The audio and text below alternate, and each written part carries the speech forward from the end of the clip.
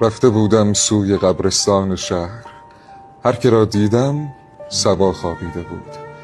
دلبر از عاشق جدا خوابیده بود، عاشق از دلبر جدا خوابیده بود. پهلوانی با همه کوپال و یال، بی توان و ادعا خوابیده بود. آنکه دورش بود صدها پاچه خار، زیر گل در انزوا خوابیده بود. قلدری که حق ما را خورده بود، مرده با نفرین ما خوابیده بود. یا فقیری مرده بود از گشنگی، در کنار اغنیا خوابیده بود. سوختم وقتی که دیدم تاجری در کنار یک گدا خوابیده بود. با همه مال و منالش طفلکی، مثل آن یک لاقبا خوابیده بود.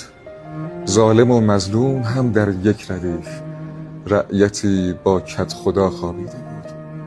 دوست با دشمن همه در زیر خاک، با غریبی آشنا خوابیده بود.